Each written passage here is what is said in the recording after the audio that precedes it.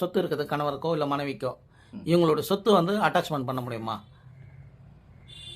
அதாவது தகப்பனார் செய்து சொத்து சேர்த்து வச்சிருந்தாலும், இவர் சொத்து சேர்க்க வைக்காம இருந்தாலும், ஆண் பெண் இருபாலன்னு நான் சொல்கிறேன், இவங்களோட சொத்து வந்து அண்டர்டேக் பண்ண முடியுமா? மனைவி வந்து மாமனாருடைய சொத்தை வந்து எந்த வழியிலையும் வாங்குறதுக்கு எந்த ஒரு உரிமையுமே கிடையாது. அவங்களுடைய குழந்தைகள் வந்து ஏதோ 2 குழந்தைங்க, ஒரு ஆண் பிள்ளையும் பெண் பிள்ளையும் இருக்கு அப்படின்னா, அந்த மாமனாருடைய சொத்து அந்த குழந்தைங்களுக்கு தான் வரும், மனைவிக்கு சேராது. அது பேர பிள்ளைங்களுக்கு தான். அந்த மாமனாருடைய சொத்தா இருந்தா, கணவருடைய சொத்தா இருந்தா டைரக்டாவே மனைவிக்கு வந்துடும். அடுத்து அதுதான் அது டைரக்டாவே மனைவிக்கு வந்துடும். அப்புறம் குழந்தைங்களுக்கு போறது அது அடுத்து.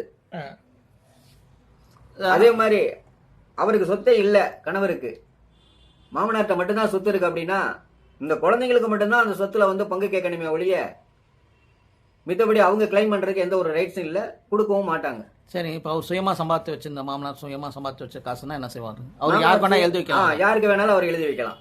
அவர் வந்து பேர குழந்தைகளுக்குன்னு சொல்லி கொடுக்கணும்னு இல்ல, அல்லது மருமகளுக்கு கொடுக்கணும்னு இல்ல, பிள்ளைக்கு கொடுக்கணும்னு கூட கிடையாது. அவர் யாரை விருப்பப்படுறாரோ அவங்களுக்கு அதை கொடுக்கலாம். அதுக்கு அது சட்டத்திலே இடம் இருக்கு. அவங்க அதை தான் செய்வாங்க.